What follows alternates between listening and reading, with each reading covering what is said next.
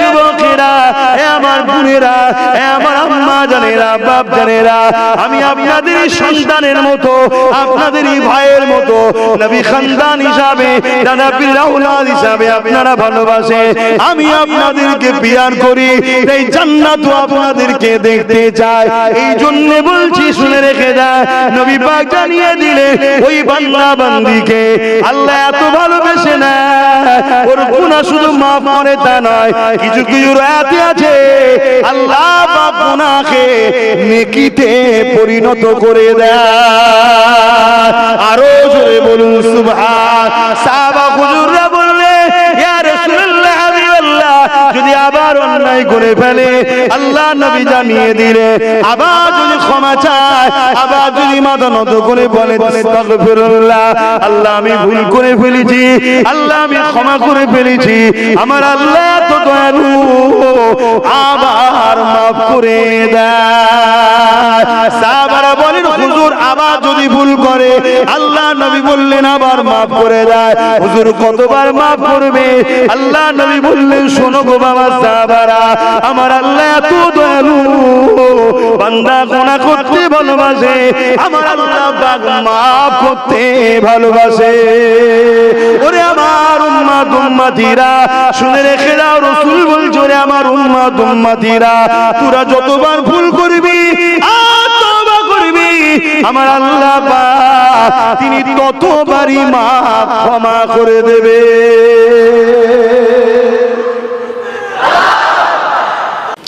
আসো যুবকেরা, তওবা করো, দুনিয়া চিরস্থায়ী নয়, কার কবে মরণ হবে কেউ জানে না, কিন্তু মনে রাখবে মৃত্যু সবার অবশ্যই হবে।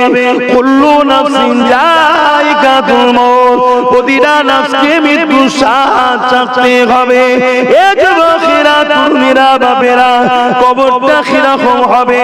তুমি যদি দুনিয়া জমিনে আল্লাহকে রাজি করে যেতে পারো, নবী পাকের তরিকা সুন্নাহ অনুযায়ী জীবন গড়তে পারো, ন্যায়ের পক্ষে অন্যায়ের বিরুদ্ধে থাকতে পারো, তাহলে কবরটা তোমার জন্য বেহেশতের একটা বাগিচা বানিয়ে দেবে।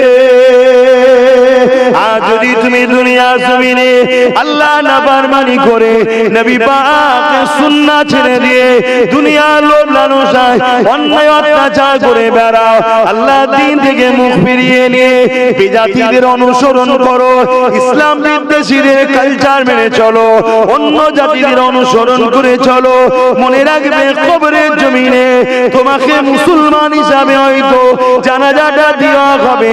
মিনহা খালাকনাকুম ওয়া বিহা নুঈদুকুম ওয়া মিনহা নুখরিজুকুম তারাতান উখরা বলে মাটি দেওয়া হবে, কিন্তু মনে রাখবে ওই কবরের জমিনটাকে আল্লাহ জাহান্নামের একটা টুকরা করে দেবে, যেখানে 99টা সাপ দেওয়া হবে, একটা সাপের দুটো করে মুখ থাকবে।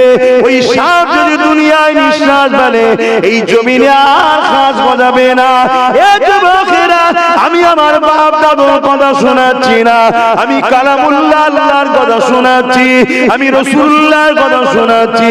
বিশ্বাস যে করে সেই তো ঈমানদার, যে বিশ্বাস করে না সে তো বেঈমান। এ যুবকেরা, তরুণীরা, বাপেরা, এরপরে হলো ময়দানে মাশর। ওই ময়দানে মাশরে আল্লাহ জিজ্ঞাসা করবে, ওরে আমার বান্দা বান্দি রে, তোরা আমার জমিনে আমাকে সিজদা করেছিলিস কি বল? সবাই বলবে করেছিলাম। যারা সিজদা করেছে তারাও বলবে, যারা করেনি তারাও বলবে, কেননা দুনিয়ায় মিথ্যা বলে বলে বলে এত বাস খারাপ হয়ে গেছে। আল্লাহ পাকের কুদরতি ময়দানে মাশরে গিয়ে মিথ্যা কথা বলবে। ওই জায়গায় আল্লাহ পাক বলবে, তোমরা কেমন ভাবে সিজদা করেছিলে আমাকে একটুখানি দেখাও। ওই সময় যারা দুনিয়ায় সত্যিকারের সিজদা করেছিল, সঙ্গে সঙ্গে তারা আল্লাহু আকবার বলে জমিনে ময়দানে মাশরে সিজদায় পড়ে যাবে। কিন্তু এই জমিনে যারা সিজদা করেনি তারা চেষ্টা করবে, কিন্তু মাথা নত করতে পারবে না। এই পিঠে যে মেরুদণ্ডের হাড়টা রয়েছে, এই হাড়কে আল্লাহ পাক স্ট্রেট হওয়ার হুকুম করে করে দেবে, আর নত করতে পারবে না। এখানেই ধরা পড়ে গেল।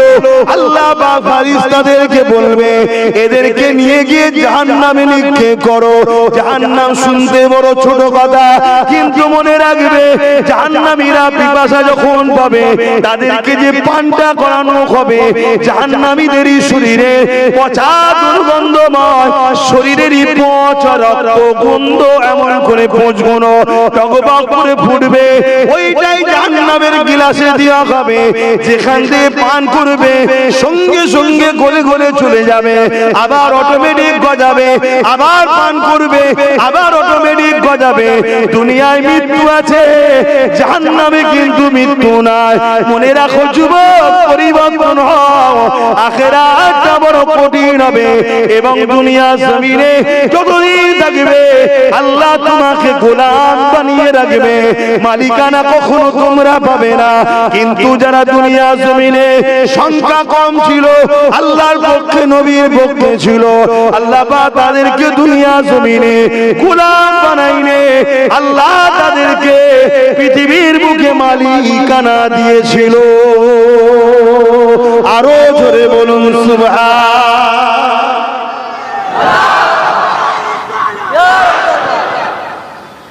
পরিবর্তন হও আমার ভাইরা।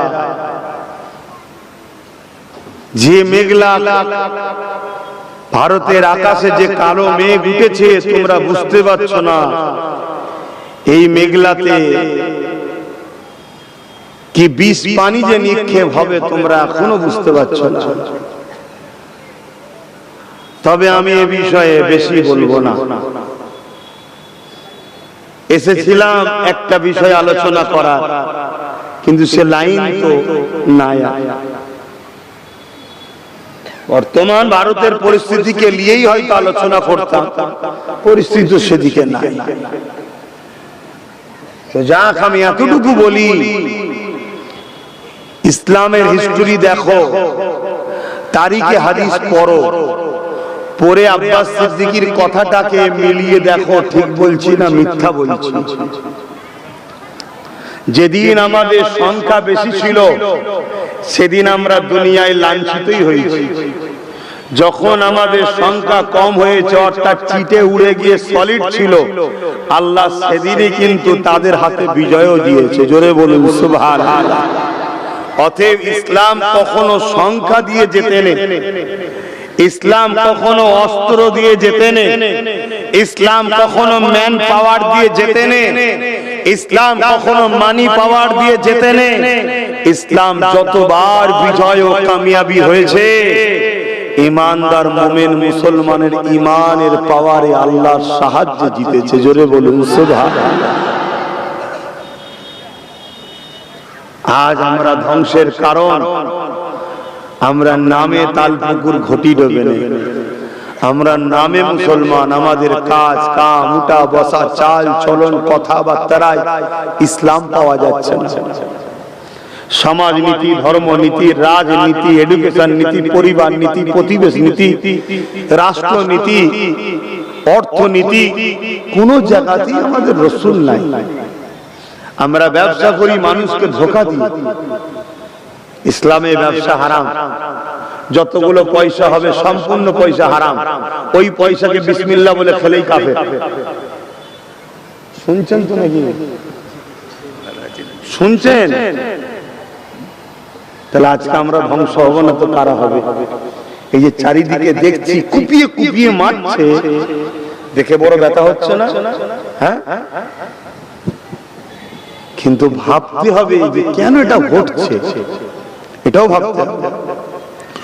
অবশ্যই যারা জুলুম করে তারা সন্ত্রাস, অবশ্যই যারা জুলুম করে তারা মানবতার বিরুদ্ধে, অবশ্যই তাদের শাস্তি পাওনা রয়েছে।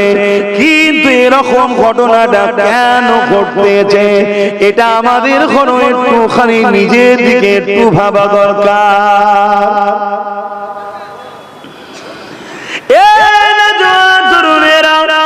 অর্ধেক পৃথিবীর শাহিনশাহ হযরত ওমর ফারুক রাদিয়াল্লাহু তাআলা হুজুরকে মারার জন্য গোয়েন্দা চলে এসেছে, জাসুস চলে এসেছে, হুজুরকে গোপনে গোপনে হত্যা করে দেবে, শহীদ করে দেবে। কিন্তু হুজুরের খবরটা পাওয়ার জন্য এক ব্যক্তিকে জিজ্ঞাসা করেছে, আমি আমিরুল মুমিনিন খলিফাতুল মুসলিমিন হযরত ওমর ফারুকের সঙ্গে দেখা করতে চাই, আমার কিছু জরুরি মসলা তেনার কাছে জানা রয়েছে। ওই মানুষটা জানিয়ে দিলে, ওই যে দূরে একটা গাছ দেখতে পাচ্ছ, ওই গাছের তলায় যিনি শুয়ে রয়েছেন ইনি হলেন অর্ধেক পৃথিবীর শাহিনশাহ।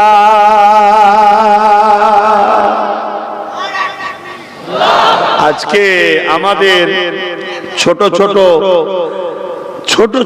বড়টা ছাড়ো, ছোট ছোট কোন নেতার ক্ষমতা আছে? এরা একা একা করে কোন জায়গায় থাকতে পারবে? কথা বলেন না কেন? কেন পারবে না? এসব চোর বদমাইশ ঝেড়ে বসে আছে, তাই ভয়। শুনছেন তো নাকি? আর হযরত ওমর ফারুক অর্ধেক পৃথিবীর রাজা, অর্ধেক পৃথিবীর শাহিনশাহ, কোথায় শুয়ে আছে? একটা গাছ তলাতে। সুযোগ বুঝে তাড়াতাড়ি আগিয়ে এসেছে, অস্ত্র বার করেছে, কিন্তু কাছে এসে দেখছে অর্ধেক পৃথিবীর শাহিনশাহ বালির উপরে খাজুর গাছের গুড়িকে থেতো করে নরম করা মাথায় দিয়ে শুয়ে আছে। তার দিলে খাটকা দিল যে আমাদের এলাকার ছোট ছোট রাজাদের রাজকীয় ব্যাপারই আলাদা। সোনার খাট ছাড়া সই নেই, সোনার টয়লেট ছাড়া টয়লেট করে না, সোনার চামচ ছাড়া সোনার প্লেট ছাড়া খাই নেই। আর আজকে অর্ধেক পৃথিবীর রাজি অবস্থা কেন? তিনার মধ্যে কৌতূহল জাগে, না মেরে অস্ত্র রেখে দিচ্ছে। এই যে ঘটনাগুলো ঘটছে কার ইশারায়? এইখানটা কবজা কারো চলে না, হৃদয় অন্তরের কবজা একমাত্র আল্লাহর হাতে। একটা লোক তোমাকে মারতে এসেছে, আল্লাহ তাকে কবজা করে তোমার গোলামও বানিয়ে দিতে পারে। যেমন ওমর ফারুক রাসূলুল্লাহকে শহীদ করতে গিয়েছে, আল্লাহ কবজা করলেন, রাসূলুল্লাহর গোলাম বানিয়ে দিলেন। জোরে বলুন সুবহানাল্লাহ। অতএব এখানে রাজ আল্লাহ চলে, অন্তরে কারো পাওয়ার চলে না। তো ওর মধ্যে আল্লাহ এমন দিল, ওর মধ্যে খটকা লাগলো, ওর না মেরে দিয়ে রেখে দিচ্ছে। হুজুরকে ডাকছে, হুজুর উঠলেন যে আপনি কি অর্ধেক পৃথিবীর শাহিনশাহ ওমর ফারুক? আপনার এই অবস্থা, এখানে শুয়ে আছেন, কি ব্যাপার? জনগণ আমাকে দায়িত্ব দিয়েছে, অর্ধেক পৃথিবী দায়িত্ব দিয়েছে, আমি তো মালিক নয়। কথা শুনুন, জনগণ আমাকে দায়িত্ব দিয়েছে, আপনি আমাদের পরিচালনা করবেন, আপনি আমাদের নেতা, কিন্তু আমি মালিক তো নয়। মালিক তো একজনই, তিনি কে? জোরে বলো। অতএব আমি যদি জনগণের অর্থ নিয়ে আত্মসাৎ করি, তাহলে সেটা আমার ইসলামে হারাম, কিয়ামতের দিন তার কৈফিয়ত আমায় দিতে হবে। এই চিন্তা কি আমাদের মধ্যে আছে? আমাদের মধ্যে নাই। বাপেরা, নজন তরুণেরা ইসলাম যতটা শুনতে সহজ, নিজে জীবনে পালন করাটা অতটা সহজ নয়।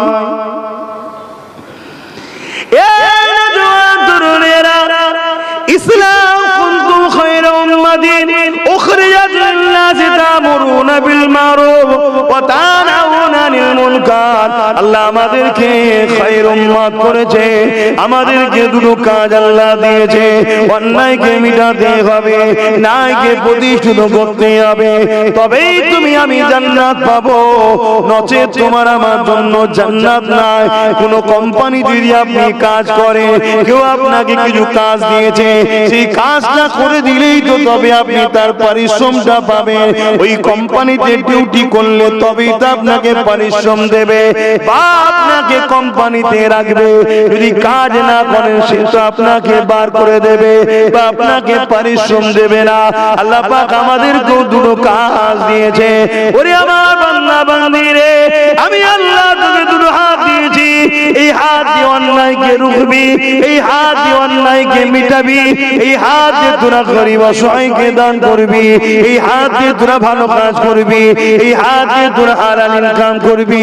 এই হাত যদি তোরা অন্যায়ের দিকে খরচ করিস, এই হাত তাহলে আমার জাহান্নামে যাবে। এ বান্দারে আমি দুটো পা দিয়েছি তোদেরকে, এই পা দুটো দিয়ে তোরা ভালো রাস্তায় যাবি, এই পা তোদেরকে আমি দিয়েছি, এই পা দিয়ে তোরা শয়তানের রাস্তায় যাবি না, আমি আল্লাহ আমি দিয়েছি আমার রাস্তায় যাবি, এই পা দিয়ে হালাল ইনকামের জন্য যাবি। তোরা যখন হালাল ইনকামের জন্য এই পা দিয়ে হেঁটে হেঁটে যাবি, প্রতিটা কদমে কদমে আমি আল্লাহ নেকি দেব। হালাল ইনকাম করাটাও একটা নেকি। আপনি যদি হালাল ইনকামের জন্য রওনা দেন, ওই অবস্থায় যদি আপনি ইন্তেকাল করেন, আল্লাহ আপনাকে শহীদের দরজা দেবে। জোরে বলুন সুবহানাল্লাহ। শহীদের অনেক কোয়ালিটি আছে ভাই, সব কটা এক শহীদ নয়। আবার উজু হালে কেউ মারা যায়, ইন্তেকাল যদি করে সেও শহীদ। কথা বুঝে আসছে?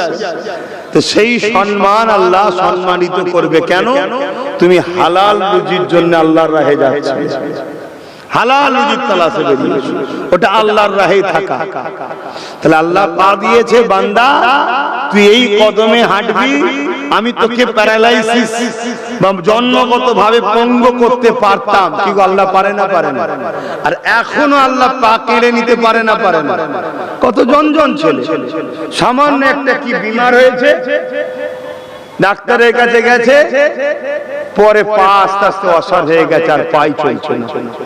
কেউ বলছে ভুল চিকিৎসা, আমি ভুলটিকে যাব না, আমি এতটুকুতে যাব, তোমাকে যিনি দিয়েছিলেন তিনি কেড়ে নিলেন। পারে না? পারে। আমারটা কাটতে পারে না? পারে না। হ্যাঁ, অতএব আল্লাহ দিয়া পায় আমাদের যুব সমাজ মেলায় যায়, ফাংশনে যাও যুবক, পরিবর্তন হও, নাচ গান ফাংশন, খেলা মেলা জুয়া, তারপরে শরাবি চরিত্রহীন খুনি ডাকাত অন্যায়কারী নেতাদের মুখ দেখতে যাও তোমরা এই পথে হেঁটে হেঁটে। কিন্তু আল্লাহ দিয়া পা দিয়ে উচিত ছিল তোমাদের মসজিদে যাওয়া, আল্লাহ দিয়া পা দিয়ে উচিত ছিল তোমাদেরকে আলেমের কাছে যাওয়া, আল্লাহ দিয়া পা দিয়ে গরীব দুঃখী এতিম বিধবাকে সাহায্য করার জন্য যাওয়া, আল্লাহ দিয়া পা দিয়ে বাপ মার কাছে যাওয়া, তাদের সঙ্গে কথা বলবো তাই হেঁটে যাওয়া। এটাই উচিত ছিল, হালাল ইনকামের জন্য পা খরচ করে যাওয়া। কিন্তু আজ আমরা কি করছি? পা দিয়ে। মনে রাখবেন আল্লাহ বা ছাড় দিয়েছে, ছেড়ে দেয়নি। আল্লাহ বা ফেরাউনকেও ছাড় দিয়েছিল, ছেড়ে কিন্তু আল্লাহ দেয়নি। মনে রাখবেন আল্লাহ বা জবানে কথা দিয়েছে, এই জবানের বাণীকে আল্লাহ বন্ধ করে দিতে পারে। আজ আব্বাস সিদ্দিককে আল্লাহ জবানে কথা দিয়েছে, তাই আপনারা দাওয়াত করে হাজার হাজার মানুষ এসে মুখের দিকে তাকিয়ে বসে আছে। আমি আপনাদিগকে আল্লাহর কথা, নবীর কথা, সত্য কথা, নাই কথা, ইনসাফের কথা শোনাতে পারছি। যদি আমার আল্লাহ আমাকে জবানে ভাষা না দিত, জবানে যদি কথা না দিত, আল্লাহ যদি আমাকে বুবা বানিয়ে দিত, এ যুবকেরা তোমরা আমাকে দাওয়াত করতে না, কেউ এসে আমার কাছে মুখে দিয়ে তাকিয়েও বসে থাকতে না। আহা, কত দয়া করেছে আল্লাহ। ঠিক তেমনই তোমাদের আল্লাহ জবানে কথা দিয়েছে, এই কথা দিয়ে তুমি মাকে ডাকছো, এই জবানের কথাই বাপকে ডাকছো, এই জবানের কথাই পরিবার স্ত্রী সন্তানকে ডাকছো, এই জবানের কথাই একে অপরের সঙ্গে কথা বলছো। কে তোমাকে দিল? তোমার উচিত সবার বিষয়ে যেমন কথা বললে, যিনি জবানে কথা দিয়েছে সেই আল্লাহ একবার বলে কেন সিজদায় পড়ে গিয়ে তুমি বললে না সুবহান রাব্বিল আলা, সুবহান রাব্বিল আলা, সুবহান রাব্বিল আলা। এর মানে হলো আপনি সব থেকে বড় পবিত্র, আপনি সব থেকে বড় পবিত্র, আপনি সব থেকে বড় পবিত্র। এ যুবক শুনে রেখে দাও, যখন তুমি আল্লাহ দিয়া জবান দিয়ে আল্লাহ পাককে সব থেকে বড় পবিত্র সিজদায় পড়ে বলো, আমার আল্লাহ ফেরেশতাদেরকে ডেকে ডেকে বলে, ওরে আমার ফেরেশতারে, তোরা বলেছিলি বান্দা বান্দি বানাবে না, ওরা ফিতনা লাগাবে, অশান্তি করবে। দেখ আমার অমুক বান্দা বান্দি বান্দিটা আমি আল্লাহ আমাকে সিজদায় পড়ে আমার দিয়া জবান দিয়ে আমি আল্লাহ আমার তারিফ প্রশংসা করছে, আমাকে বলছে সবথেকে বড় পবিত্র, অথচ গুনার পূজাকে পাহাড়কে নিয়ে মাথায় করে ও সিজদা দিয়েছে যে আমি আল্লাহ ওর গুনাহকে মাফ করে ও খুব পবিত্র বানিয়ে দিলাম। আরো জোরে বলুন সুবহান।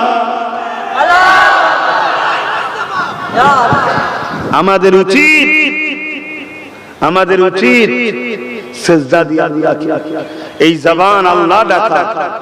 হ্যাঁ দুনিয়ার প্রয়োজনের জন্য তো আল্লাহ দিয়েছে, মাকে ডাকবো বাপকে ডাকবো, কিন্তু আজকে আমরা এই জবানে কি করছি? ইসলাম বিদ্বেষীদের পিছনে ঘুরে বেড়াচ্ছি। এই জবানে এমন এমন স্লোগান দেয় আমার মুসলিম সমাজ, যে স্লোগানের মধ্যে শিরক আছে, যে স্লোগানের মধ্যে কুফরি আছে, শিরক আছে, যে স্লোগান দিলে সঙ্গে সঙ্গে ইসলাম থেকে বেরিয়ে যাবে। আমাদের মুসলিম সমাজের লাখো মানুষ এই স্লোগান দিচ্ছে। বেঈমানদের ষড়যন্ত্র এটা ইসলামকে মিটাবে যারা, ইসলামকে মিটাতে যারা চায় তাদের ষড়যন্ত্র। প্রথমে তোমাকে আমাকে বেঈমান বানাচ্ছে তারা, কখনো গান দিয়ে, কখনো মেলা দিয়ে, কখনো লোভ দিয়ে, কখনো লোন দিয়ে, কখনো সুদ দিয়ে, কখনো ফ্রিতে খাবার দিয়ে, কখনো আবার বিভিন্ন ছোটখাটো পদ দিয়ে তার দলের নেতা কর্মী বানিয়ে তোমার দ্বারা এমন কিছু স্লোগান দিচ্ছে যে স্লোগানে তুমি সঙ্গে সঙ্গে বেঈমান হয়ে যাচ্ছ। বেঈমান যদি পুরো পৃথিবী জুড়ে থাকে তারা বিজয় হবে। কথা বলো, খারাপ যদি না হলো একটা ভাষা বলছি বুঝাবার স্বার্থে। একটা হলো পুরুষ আর একটা হলো নারী, আর একটা লিঙ্গ আছে না? কিন্তু মানুষের মধ্যে আর একটা সমাজ আছে না? আমি ওটার বলছি না, তোমরা বুঝতে পেরেছো তো নাকি? একটা পুরুষ আর একটা নারী। পুরুষ আর নারী কেন আল্লাহ বানিয়েছে? একে অপরের মাধ্যমে দুনিয়ায় মনুষ্য জাতি আসবে। তো যে তৃতীয় যে আর একটা লিঙ্গ আছে, যদি 1 কোটি লিঙ্গকে এক জায়গায় করা হয় একটা সন্তান হবে। এটা যেমন অসম্ভব, তার থেকে বড় অসম্ভব হলো মুসলমান শোনো, তোমাদের যদি ঈমান দুর্বল হয়ে যায় আর ঈমান যদি চলে যায়, তোমাদের দ্বারা কখনো দুনিয়া আখিরাতের কল্যাণ নাই। আর এটাই প্ল্যান মাফিক তোমার আমার কাছ থেকে সরানো হচ্ছে। একদল নেতা লিডার দরদি সেজে আমাদের কাছে আসছে। আর এটাও শোনো, মুসলমানদের মধ্যে কিছু নামদারি মুসলমান আছে যারা নেতা লিডার হয়ে আমাদের কাছে আছে। শুধু সময়ের অপেক্ষা, এরা সব ফটাফট করে বলবে ইসলাম ছেড়ে দিলাম, ইসলাম ছেড়ে দিলাম, ইসলাম ছেড়ে দিলাম। শুধু সময়ের অপেক্ষা। ইতিহাস পড়া ছাত্র আমরা রোমের ইতিহাস পড়েছি, আমরা স্পেনের ইতিহাস পড়েছি। স্পেনেও হাজার হাজার মুসলমান দরদি ছিল। যখনই পুরো স্পেনকে খ্রিস্টানরা দখল করে দিল, সেই সকল মুসলিম নেতারা সঙ্গে সঙ্গে ঝুপঝাপ লাভ মেরে খ্রিস্টান হয়ে গেল। বলো তোমরা কি করবে? ইসলাম ছেড়ে দেবে? আর যদি ছেড়ে দাও ইসলামের, তাহলে শেষ হয়ে যাবে নাকি? আরে তোমার ধ্বংস হয়ে যাবে, ইসলামের কি যায় আসে না। ইসলাম আমার মুখাপেক্ষী নয়, আমি ইসলামের মুখাপেক্ষী। আব্বাস সিদ্দিকীর মতো কোটি আব্বাস সিদ্দিকী চলে গেল, ইসলামের কিছু যায় আসে না। আমার দরকার ইসলামকে। ইসলাম মানে কি? হ্যাঁ, তো এক কথাই উত্তর দিলে শান্তি। ইসলামের ব্যাপক অর্থ কি? ক্ষুধার্ত মানুষকে খানা খাওয়ানো। ইসলাম থাকলে ক্ষুধার্ত মানুষ খানা পাবে। ইসলাম মানে কি? মা বাপের সম্মান দেয়। ইসলাম থাকলে মা বাপ সম্মান পাবে। তুমি একদিন বাপ হবে, তোমার স্ত্রী একদিন মা হবে। ইসলাম যদি থাকে তোমার বাচ্চা কোনো তোমাদের সম্মান দেবে। আর যদি ইসলাম না থাকে তোমার বাচ্চা তোমাকে কেটে টুকরো টুকরো করে ফ্রিজে ভরে দেবে। ভাষা কি খারাপ লাগছে নাকি? সমাজে ঘটছে না ঘটনে? ইসলাম মানে কি? নারীর নিরাপত্তা। ইসলাম যদি না থাকে ওই আমেরিকার মতো প্রতি 1 সেকেন্ডে নারী ধর্ষণ হয়, খুন হয়। ইসলাম মানে কি? মানুষের অধিকার দেওয়া। ইসলাম থাকলে অধিকার পাবে। ইসলাম মানে কি? দাসত্ব প্রথাকে ভেঙে চুরমার করে দিয়ে মানুষকে আজাদ করা। মানুষ কখনো মানুষের দাস দাসী হবে না। আর ইসলাম যদি না থাকে তোমাদের ঘরের বেটিগুলো ধনীদের দাসী হবে। ভাষা যদি খারাপ না লাগে ভোগের পাত্রী হবে। খারাপ হলে কিছু করার নেই, এটাই ইতিহাস, এটাই ইতিহাস। ভারতবর্ষে ইতিহাস আবার আনতে চাইছে, কিন্তু মনে রাখবে ইসলামই এদের বাধার কারণ হয়েছে, তাই ইসলামকে এরা মিটাতে চাইছে। কিন্তু ইসলাম কোন মায়ের লাল মিটাতে পারেনি, আর আগামীতে পারবে না। কিন্তু তোমরা মিটে যাবে যদি ইসলাম থেকে দূরে থাকো। আমরা তো ইসলাম থেকে দূরে আছি, কোথায় কাছে আছি ইসলামের? তোমার আখলাকে, তোমার কথাতে, তোমার উঠাতে 24 ঘন্টা একটা খাতা কলম নিয়ে বসবে যে আজকে 24 ঘন্টার মধ্যে আমি কতটা ইসলামের পক্ষে কাজ করলাম আর কতটা ইসলামের বিরুদ্ধে কাজ করলাম। দেখো, আমার তোর মনে হয় 100-র মধ্যে 95টা মুসলমান, তার খাতায় হবে 0, আমি ইসলামের পক্ষে ছিলাম, 100% ইসলামের বিরুদ্ধে কাজ করেছি। বোঝো আমার ভাইরা, আমি জানি আপ 10টা পীর সাহেব পীরজাদা, আপ 10টা মুফতি মাওলানা থেকে আব্বাস সিদ্দিকীকে আজকের দিনে যুব সমাজ, বিশেষ করে আমাকে ভাই বোন বাপ মা সবাই আমাকে বেশি ভালোবাসে, আমি জানি। কিন্তু এই ভালোবাসার জন্যই তো তোমাদেরকে রাগ করছি, যে ভালোবাসাটা বৃথা হচ্ছে। যদি ভালোবাসো, কথা শোনো, একসাথে দুনিয়ায় বাঁচবো, একসাথে আল্লাহর জান্নাতেও যাবো ইনশাআল্লাহ। তাই তো বুঝাচ্ছি তোমাদেরকে। কিন্তু ভালোবাসতো তুমি আমাকে, আর আমি তোমাকে আমার পকেট গরমের মধ্যে শুধু হজ করে চলে গেলাম, তোমাকে আমি বুঝালাম না, তুমি নাজাত পাবে না, তুমি ফেল হয়ে যাবে। কেন? ইসলাম আমার কথা, আমার বাপের কথা, আমার দাদার কথার নাম ইসলাম নয়। ইসলাম হলো হাবিবুল্লাহর কালামুল্লাহ, মুহাম্মদ রাসূল আর আল্লাহর কোরআন, এটা হলো ইসলাম। জোরে বলুন সুবহানাল্লাহ। এবারে এই দুটোকে সামনে রেখে ইমামরা আমাদেরকে সহজ করেছে, সেটা হলো ইজমা ও কিয়াস, ওটা ইসলাম। কিন্তু ওটাও কালামুল্লাহ আর হাবিবুল্লাহ থেকে বাদ দিয়ে নয়। কথা মাথায় ঢুকছে না? ঢোকে নেই। তোমাকে যদি, তুমি যখন আমায় ভালোবাসো, তাহলে আমার উচিত তোমাদের ভালোবাসা। তো ভালোবাসাটা কি? ভালোবাসাটা কি বলো? চুলোর ধারে যাওনি, নতুন বউকে বলছি যাতে করে রংটা কালো হয়ে যায়, আর বউ বেরোয় বাইরে ঘুরছে, বউ যে জাহান্নামের আগুনে পড়বে এটাকে রুকার স্বপ্ন দেখি, এটা ভালোবাসা? এটা তো শুধু নিজের চোখের খোরাক মিটাবার জন্য শুধু ভণ্ডামি করা। প্রকৃত ভালোবাসা কি? যেমন চুলোর কাছে তোমাকে যেতে দিচ্ছি না, আল্লাহর চুলো দুনিয়ার আগুনের থেকেও বড় আগুন জাহান্নাম থেকে বাঁচাবার জন্য তাকে আমি গাড় দেব। এটা তো প্রকৃত ভালোবাসা। ভালোবাসাটা কি? সন্তান টাকা চেয়েছে, গাড়ি চেয়েছে, বাড়ি চেয়েছে, কিনে দিলাম, আর সন্তান যে আল্লাহর জাহান্নামের খোরাক হচ্ছে তাকে রুখলাম না। এই দুনিয়ার গাড়ি বাড়ি দেওয়াটা ভালোবাসা নয়। প্রকৃত ভালোবাসা হলো জাহান্নাম থেকে বাঁচাবার জন্য যে তোমায় ধরে টানে, সে হলো প্রকৃত তোমার বন্ধু। প্রকৃত বন্ধু তোমার সে। তাই আমি তোমাকে বলবো, কারবার করো, ব্যবসা করো, সব ইসলামে জায়েজ, নিষেধ কিছু নয়। শুধু একটা কথা অনুযায়ী, সেটা হলো কি, মুহাম্মদ রাসূল ছাড়া দ্বিতীয় কেউ মডেল নয়। মুহাম্মদ রাসূল সাল্লাল্লাহু আলাইহি ওয়াসাল্লাম হলেন আমাদের মডেল, তিনাকে অনুসরণ করে করতে হবে। যত বড় পেরেশান থাকো, বলো ইমামে হোসাইন হুজুরের থেকে কি আমাদের মধ্যে কেউ দামি আছে? আমি তো আমার কথা বলছি, তোমাদের হয়তো প্রেস্টিজে লাগতে পারে। ইমামে হোসাইন পাক হুজুর যে ঘোড়ায় চাপতো, ওই ঘোড়ার পায়ে যে ধুলোটা লাগতো, ওই ধুলোর মতো আমি পবিত্র হতে পেরেছি কি জানি না। ওটা হোসাইনের ঘোড়ার পায়ে লাগা ধুলো, ওর সম্মান অনেক। শুনছেন তো নাকি? আমি নিজেকে পরিচয় দিচ্ছি, আমি তোমাদের ঘরে জড়াচ্ছি না।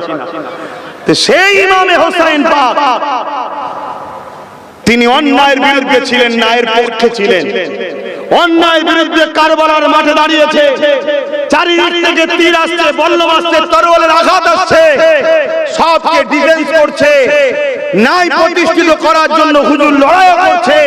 ঠিক এমন সময় সীমার মাথায় হাত দিয়ে বসেছে, বড় বড় এজিদের সর্দারগুলো, নেতাগুলো মাথায় হাত দিয়ে বসে গেছে যে হোসাইনকে রুকা সম্ভব নয়, রুকা সম্ভব নয়। কিন্তু হঠাৎ করে ইমাম পাক তরোয়ালকে বন্ধ করে ঘোড়ার পিঠ থেকে নামছে। কে তরোয়ালকে রুকলো? এরকম একটা লড়াইয়ের ময়দানে ইমামে হোসাইন পাক নামাজকে সম্মান করেছে, নামাজের জন্য লড়াই বন্ধ করে দিয়েছে। জোরে বলুন সুবহানাল্লাহ, আরো জোরে বলুন সুবহানাল্লাহ। যে জায়গায় ইমাম হোসাইন পাকের নামাজ ছাড়া শরিয়ত অনুযায়ী জায়েজ ছিল, মাসলাই যায় জান বাঁচানো ফরজ, নামাজও ফরজ, কিন্তু ইমাম পাক বললেন না, আমি হলাম লিডার, পুরো বিশ্বের যুব সমাজ আমাকে দেখে ফলো করবে। আমি যদি আজকে যুদ্ধের ময়দানে নামাজ ছেড়ে দিই, এই যুব সমাজ, এই বেরা বলবে নাচার বাহানা দেখাবে। কেউ বলবে বাচ্চা কাপড়ে পিশাব করেছে, কেউ বলবে পেটে খিদে লেগেছে, কেউ বলবে রুজির ইনকাম করতে হবে, বাহানা দেখাবে। আরে হোসেন যিনি জান্নাতের সার্টিফিকেট দুনিয়া থেকে পেয়েছে, তিনি যদি লড়াইয়ের ময়দানে নামাজ না ছেড়ে থাকে, তুমি আব্বাস সিদ্দিকী কোথাকারের কে, আর তোমরাই বা কোথাকারের কে? ইচ্ছা করে নামাজ ছেড়ে দাও, বলো কৈফিয়ত দিতে হবে না আল্লাহর কাছে? শুনছো আমার যুবকরা, বলো আল্লাহকে সাক্ষী রেখে পরিবর্তনের কথা দিলে আসছে না আসে? আল্লাহকে সাক্ষী রেখে বলো আল্লাহকে সেজদা দেওয়া দরকার আছে না নাই? বলো পরিবর্তন কারা কারা হওয়ার জন্য আল্লাহর কাছে তওবা করার ইচ্ছা আছে? কার কার দিল চাইছে হাত তুলে দেখাও যে আমি ভুল করেছি, আমি ভুল করেছি, আল্লাহ তুমি আমায় ক্ষমা করে দাও। বলো আল্লাহ আপনি আমার নামাজ পড়ার তৌফিক দেন। সবাই বলতে বলেন আল্লাহ আমরা ভুল করেছি, আপনি আমাদেরকে উপযুক্ত নামাজ পড়ার তৌফিক দান করেন। বলুন আমিন। এই জায়গাতেও যদি কেউ হাত না তোলে, তার বিষয়ে আর কিছু বলা থাকবে না। তবে হ্যাঁ, দুঃখের সাথে বলতে হয় এ সমাজ আবার কিছু ভণ্ড বাবা বেরিয়েছে, কিছু ভণ্ড বাবা বেরিয়েছে, এরা শয়তানের চেলা। আরে যেখানে মুহাম্মদ সাল্লাল্লাহু আলাইহি সাল্লাম তিনি নামাজ ছাড়েন, তুমি কে লাগছে? হ্যাঁ, কিছু বাবা বেরিয়েছে, নামাজ পড়ে না, মুরিদকেও নামাজ পড়তে বলে না, বলে নামাজ নাকি দিলে দিলে হয়। শয়তানকে খেতে দিবি না, বলবি দিলে দিলে খা, দিলে দিলে খা। আজকে আমরা নামাজ থেকে কত দূরে সরে গেলাম, আল্লাহ আমাদের উপরে নারাজ হয়ে গেল। এইরকম সময় দেখেছি আবার ভণ্ড মেয়েদের মতো বড় বড় চুল রাখে, পার্সোনাল মেয়েদের দিয়ে, আর বাকি বলছি না, গুজুর গুজুর গুজুর গুজুর, যে কোনো অন্য ধর্মের মধ্যে পাওয়া যেত। আমি কাউকে ব্যক্তিগত আঘাত করছি না, অন্য ধর্মের দাবিদার করে কিছু লোকেরাম বদমাইশি করত। আজকে ইসলামের লেবাস দিয়ে মুসলমান সেজে, আর আমরাও কত অশিক্ষিত যে আমাদের বোনকে, আমাদের মাকে, আমাদের বেটিদেরকে পার্সোনাল ভাবে তার কাছে পাঠায়। লানতে জাতির উপরে, এই জন্যই তো হচ্ছে। এখনো সাবধান হয়, মাপকাঠি শরিয়াতের কোন পীর পীরজাদা মুফতি মাওলানা নয়, শরিয়াতের মাপকাঠি হলো কিতাবুল্লাহর হাবিবুল্লাহ। আমরা অনেক সহজে ধর্ম পেয়েছি, তাই ধর্মের উপরে গুরুত্ব নাই।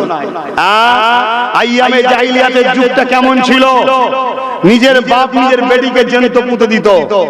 আজকে আমার মা বোনেদের বোঝা দরকার, এই যে আজকে আমি সম্মান পাচ্ছি, আমার বাপ আমাকে সম্মান করছে, এটা মুহাম্মদ সাল্লাল্লাহু আলাইহি সাল্লামের মেহনতের ফল। মুহাম্মদ সাল্লাল্লাহু আলাইহি সাল্লাম লোকের বাড়ি বাড়ি গিয়ে তাদেরকে বুঝিয়েছে যে কন্যা সন্তান হলে কেন মারছো, কন্যার কি অপরাধ, স্রষ্টা কাউকে পুত্র সন্তান, কাউকে কন্যা করে বানিয়েছে, এই নারীটার কি অপরাধ, একে কেন মারছো?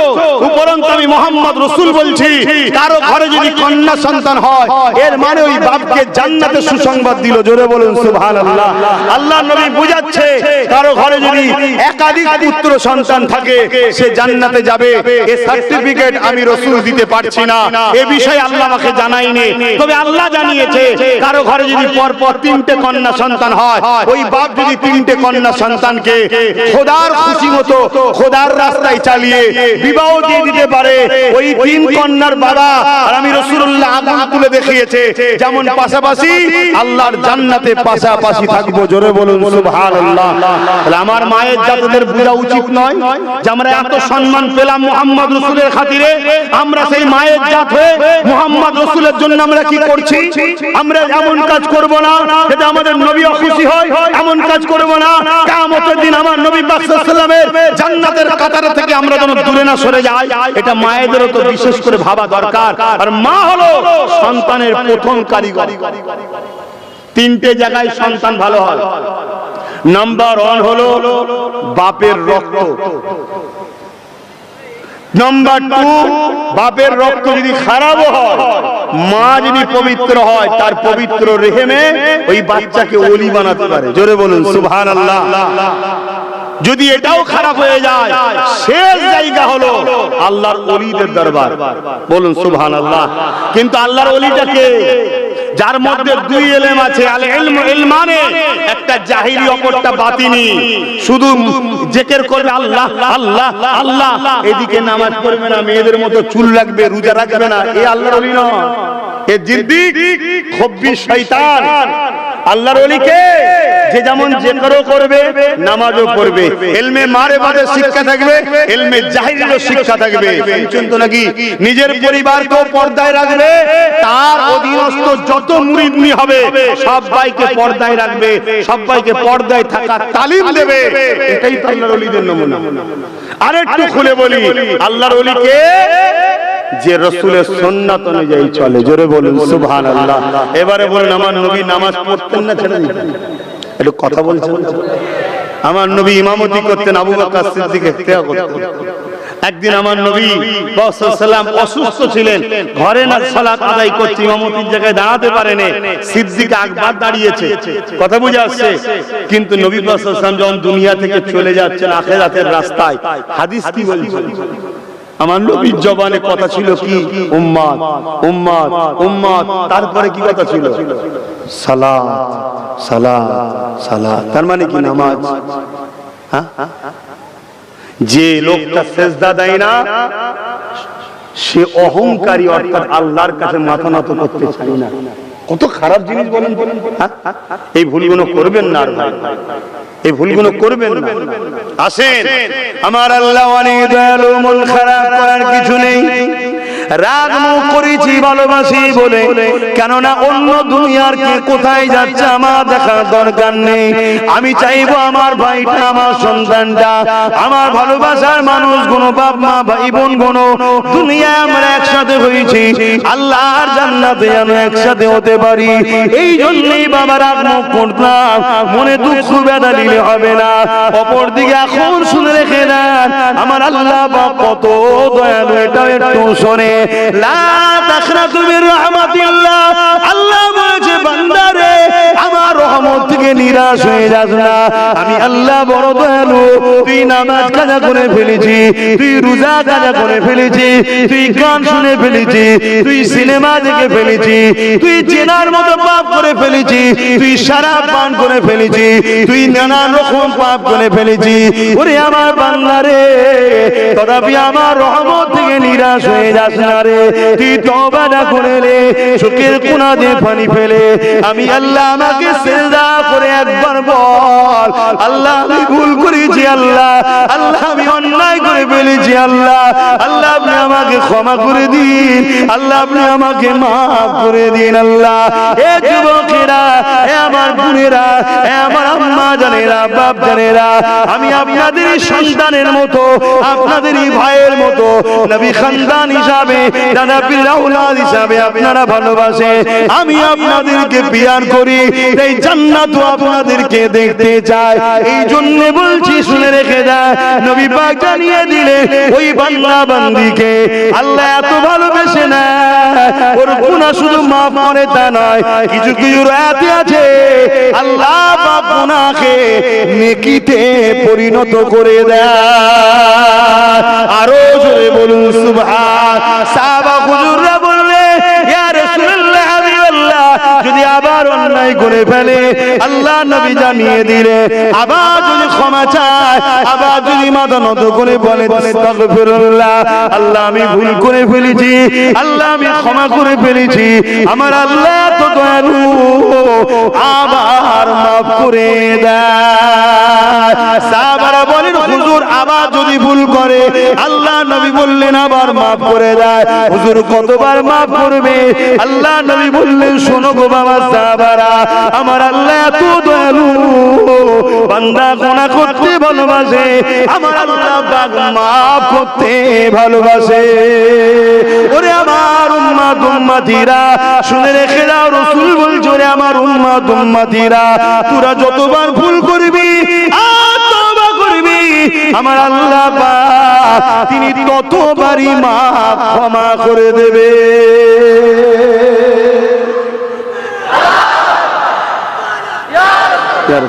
এই যে জিনিসটা দেখছেন, এতে কোনো দাগ আছে? বীজখানে জোড়া দাগ না। এরকম নিখুঁত করে দেবে যে বান্দা গুনাহ করেছিল আবার তওবা করেছে, গুনাহ করেছিল, বান্দাকে এমন ভাবে মাফ করবে কিয়ামতের দিন বান্দা উঠবে, কোটি কোটি যত লোক এসছে যত লোক আসবে, যেন বান্দা কোনোদিন গুনাহই করেনি। জোরে বলেন সুবহান। এই দয়ালু আল্লাহ ছেড়ে থাকো, বলো ভাই আমার, এই দয়ালু আল্লাহ ছেড়ে থাকো। আর একটু বলবো আল্লাহ কত দয়ালু। শোনো তোমার আল্লাহ আমার আল্লাহ, বলো না আমাদের আল্লাহ, বলো সবাই দিল থেকে বলো না একবার আমাদের আল্লাহ। শাহাদাত আঙ্গুল তুলে বলো আল্লাহু আকবার। সবাই লম্বা করে হাত তোলো, শাহাদাত আঙ্গুলটা তোলো, তুলে বলো আল্লাহু আকবার। আরো জোরে বলো আল্লাহু আকবার। বলো দিলটা মনে হচ্ছে না? দিলটা বড় হচ্ছে না? হ্যাঁ, কত সুন্দর নাম যে তোর আমাকে একবার ডাকবি তা তো আমি 40টা নেকি দেবো। জোরে বলুন সুবহানাল্লাহ। এত ভালো কেউ বাসে? বলো পৃথিবীতে মা বাপ সবথেকে বেশি ভালোবাসে, কিন্তু আমি বলছি মা বাপও স্বার্থ না থাকলে ভালোবাসবে না। শুনছেন না? শুনুন, আমি লাখো লাখো দেখিয়ে দেবো এই সমাজে একটা ছেলে বেশি ইনকাম করে আর একটা ছেলে কম ইনকাম করে, বাপ মার ভালোবাসা যে ছেলে বেশি ইনকাম করে তার দিকে। আমি লাখো লাখো দেখিয়ে দেবো এই সমাজে কোন ছেলে যদি প্যারালাইসিস হয়, পঙ্গ হয়ে যায় বা বিছানা সজ্জিত হয়ে যায়, একদিন বাপ মাও বলে তুই মরে গেলে আমরা বেঁচে যাই। শুনছেন না? শুনছেন? আহা, আমার দয়ার মালিক যে যত দুর্বল তাকে তত বেশি ভালোবাসে। আবার জোরে বলুন সুবহানাল্লাহ। কত ভালোবাসে তোমাদের, তোমরা সেই আল্লাহ ছেড়ে থাকো। ভুল করবে না তার ভাইরা। কাজ কাম করছো, মসজিদে তাসবিহ হচ্ছে, ওইখানে বন্ধ করো, আল্লাহ যা জানো শুরু করো। ইমাম সাহেবের কাছে বসে নামাজ, রোজা, দোয়া, দরুদ আছে, আমাদের দরবারে সিদ্দিকিয়া নামাজ আছে, বসিরহাট হুজুরের নামাজ শিক্ষা বই আছে, নিয়ে পড়ে আস্তে আস্তে শিখে যাও। এদিক ওদিক মোবাইল আড্ডা দাও তো 1 ঘন্টা দিনের জন্য দাও, সবটাই দাও 1 ঘন্টা। ইমাম সাহেবের কাছে বসবে। আর এবং তোমাদের উচিত ইমামকে প্রত্যেকটা ছেলে এই যে শিখবে তার জন্য একটু নজরানা দেবে, বেশি নয়। তোমরা গ্রামে যদি 100 ছেলে শিখতে শুরু করো, 100 ছেলে যদি গ্রামে 100টা করে টাকা মাসে দাও, তাহলে ইমাম তার আরো 10 লাখ টাকা মাসে হলো, তাহলে সে তার বাচ্চাকে ভালো আলেম বানাতে পারবে না? পারবে না? আর যদি ইমামের পয়সা না কি করবে? কোন রকম তালি দিয়ে আমল হিসেবে কি করবে? আমি যখন পড়াশোনা করেছি একটা বুখারী পড়াবে 3000 টাকা, শুধু বুখারী সাবজেক্টটা পড়াবে। আমাদের এই যে আপনাদের হাওড়া জেলার বাড়ি, আমাদের নিজামউদ্দিন কাসিমি দেওবন্দ থেকে পড়া ছেলে, কথা বুঝে আসছে? আমার তো মনে হয় যদি কোনো প্রাইভেট নিয়ে থাকে, জানি না, একটা উস্তাদ প্রাইভেটে একটা সাবজেক্ট পড়াবে 3000, 4000, 5000 টাকা নেবে মাসে। ইমাম দিতে পারবে? ভাবো, এতে তোমার রুজিতেও বরকত হবে, একটা মানুষকে হেল্প রুজিতেও বরকত হবে। এগুলো ভাবো ভাই, আস্তে আস্তে শিখে নাও। আর যতদিন জানো না কাবামুখী হবে, বাংলাতে বলবে, যা জানো তাই বল। কারো থেকে শিখাতে, আল্লাহ তোমার দিলের খবর জানে, আল্লাহ দিল দেখে। তুমি বলো আল্লাহ আমি মূর্খ মানুষ, ভুল করেছি, আজ আমার মনে হয়েছে তোমাকে ভালোবাসা দরকার। তুমি কি তাড়িয়ে দিবে?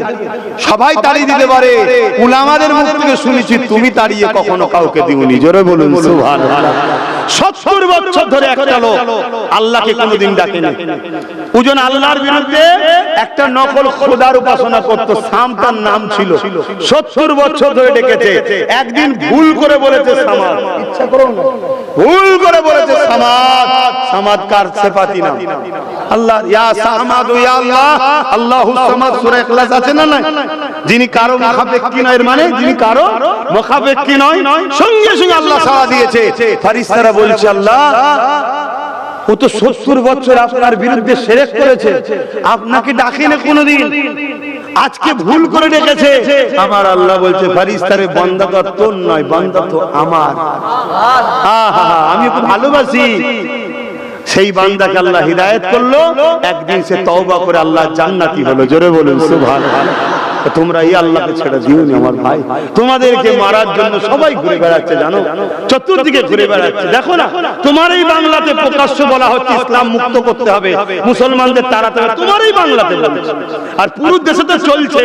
তোমার এই বাংলাতে এই ভাটপাড়ার একজন ভাঁড় বেরিয়েছে, ভাঁড়, কখন এই দলে কখন ও দলে লাফালাফি করে, জানেন না কি বলছে? মুসলমানদের দোকানে কিনবে না, মুসলমানদের দোকানে খাবে না।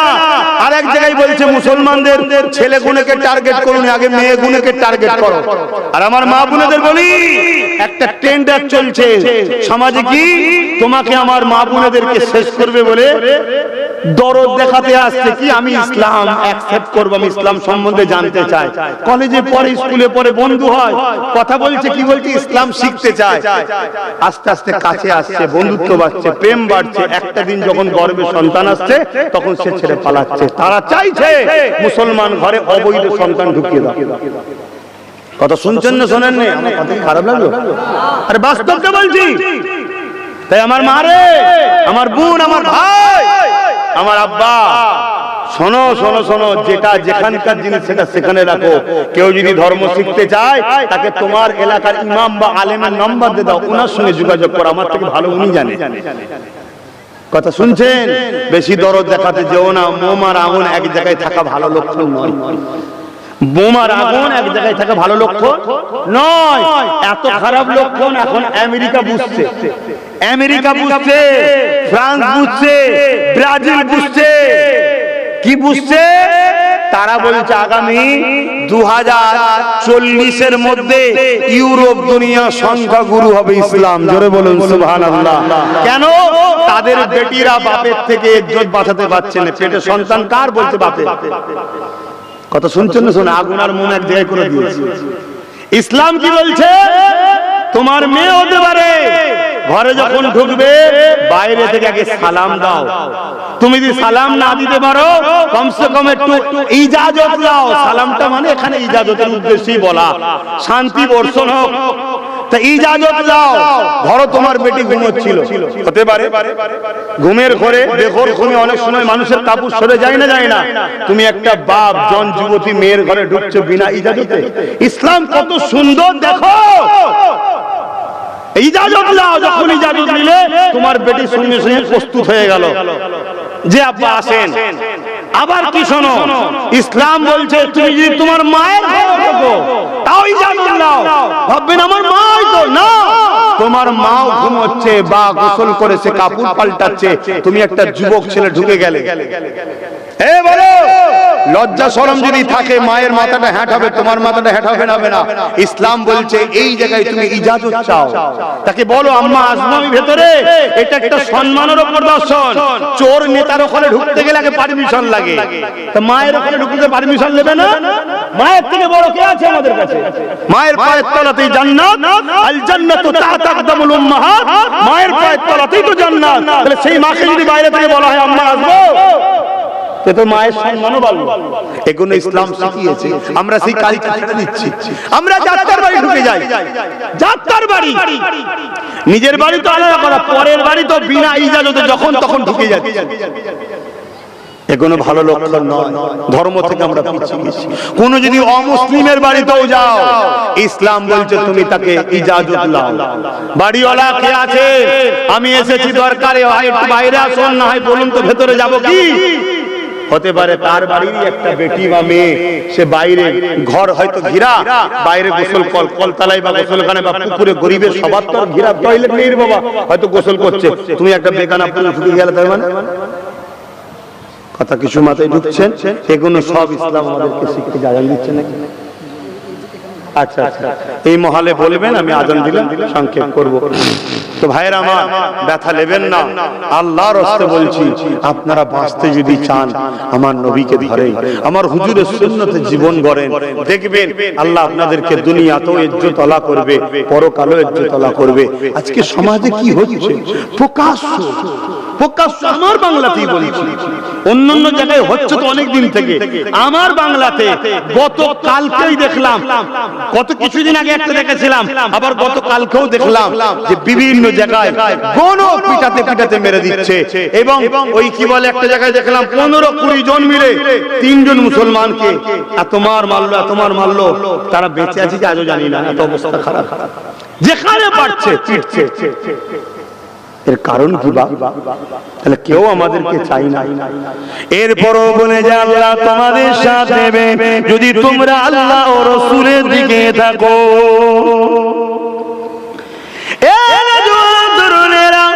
গুনাহ যদি হয়ে যায়, বাবিরা মায়েরা তওবা করতে ভুলবেন না। মানুষ মাত্র পাপ হয়ে যেতে পারে, সঙ্গে সঙ্গে তওবা করে না, আল্লাহ পাকের কাছে ক্ষমা চাইলেন। এই বিষয়ে একটা কথা বলি শুনুন। হযরত মুসা আলাইহিস সালামের একটা উম্মত ছিল, যুবক উম্মত। সেই উম্মতকে আল্লাহ অর্থ দিয়েছিল, সেই উম্মতকে আল্লাহ ক্ষমতা দিয়েছিল, সেই উম্মতকে আল্লাহ পাওয়ার দিয়েছিল, সেই উম্মতকে আল্লাহ রাজ ক্ষমতা দিয়েছিল। সে কি করত? প্রতিদিন এই অর্থের গরমে, রাজ ক্ষমতার গরমে এমন করে শরাব পান করে বেড়াতো, এবং প্রতিদিন তার চরিত্র খারাপ ছিল। বাজার থেকে নারীদেরকে খরিদ করে নিয়ে আসতো। এই জীবনেরা দনেরা এইরকম একটা দিনেতে একটা যুবককে ওই এমন করে বাজার থেকে একটা নারীকে খরিদ করে নিয়ে এসেছে এবং শরাব পান করে এসেছে। যখন ওই নারীর খাস কামরাতে যেতে লেগেছে, ওই নারী তখন কাঁদতে লেগেছে, ওই নারী তখন কাঁদতে লেগেছে, ওই নারীর শরীরটা তরতর করে কাঁপতে লেগেছে।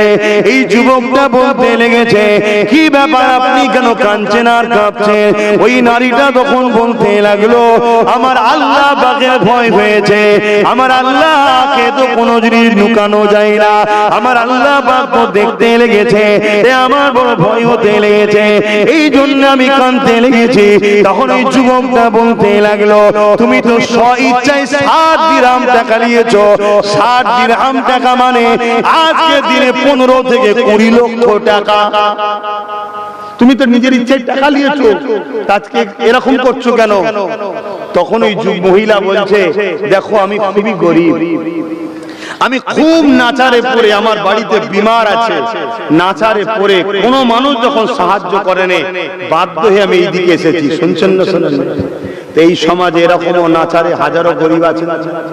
এর জবাব কি আমাদেরকে আল্লাহ নেবে না? নেবে না? কথা বলো। আপনি ভাববেন তো কেউ পাপ করলে তার থেকে নেবেন না, না না না না, এটা প্রতিবেশীর হক। প্রকৃত জাকাত যদি প্রকৃত গরিব পেত, তাহলে সমাজে গরিব থাকতো না। জাকাত এখন ব্যবসা হচ্ছে, শুনছেন তো নাকি? হ্যাঁ, এই জন্য সমাজে এটা হচ্ছে। তো যাক, ওই যুবক তখন এই গরিব মেয়ের ভয় দেখে সে অবাক হয়ে গেল। আরে এর থেকে তো বেশি আমার উচিত আল্লাহকে ভয় করা, আল্লাহকে বেশি ভালোবাসা, কারণ আল্লাহ আমাকে সব দিয়েছে, আমি আল্লাহ ভুলা, আর একে আল্লাহ কিচ্ছু দেয় রে, তথাপিও আল্লাহকে ভালোবাসে। যুবকটা তখন ওই মহিলাকে বোন হিসাবে সম্বোধন করে বলল, তোমাকে আমি সাক্ষী রেখে তওবা করছি, আজ থেকে আর কোনো বুড়াই করব না। জোরে বলুন সুবহানাল্লাহ। মহিলাকে ছেড়ে দিল, ওই টাকাও ফেরত নিল না, সেই বোন ঘরে চলে গেল। ওই রাত্রিরে যুবকটা কাঁদতে শুরু করলো যে আল্লাহ, তুমি আমাকে কত সম্মান দিয়েছো, অর্থ দিয়েছো, ক্ষমতা দিয়েছো, আর আমি তোমায় ভুলেছিলাম। আর সেই গরিব তোমার বান্দিটা, তাকে কিচ্ছু দিওনি, এত গরিব, সে তোমায় ভয় করে, তোমার জন্য সে কোনোদিন খারাপ কাজে যায়নি, আর আমি তোমায় ভুলে আছি, তুমি কি আমায় মাফ করবে? এই ভাবতে ভাবতে কাঁদতে কাঁদতে কাঁদতে গভীর রাত্রিরে ছেলেটা ইন্তেকাল করে। ইন্না লিল্লাহি ওয়া ইন্না ইলাইহি রাজিউন। এলাকার সবাই জানতো এই বাড়িতে ছেলেটা খারাপ, কিন্তু পরের দিন সকাল যখন হয়েছে, যত লোক গ্রামের বেরোচ্ছে, দেখছে ওই বাড়িতে লেখা আছে যে এই যুবক তওবাকারী, সে রাত্রিরে তওবা করেছে, আল্লাহ তওবাকারীকে বড় পছন্দ করে, এর গুনাহ আল্লাহ মাফ করেছে, এর জানাজায় যারা হাজির হবে আল্লাহ তাদেরকেও মাফ করবে। জোরে বলুন সুবহানাল্লাহ। কেন এই কথা আল্লাহ বলেছে? কারণ ওকে সবাই ক্ষমা করে। তাহলে চিন্তা করো যুবক, তুমি আমি যদি তওবা করি আল্লাহ মাফ করবে না? তাই খবরদার ভুল করুন আমার ভাইরা, নামাজের দিকে আমাদেরকে যেতে হবে, তার আগে একটু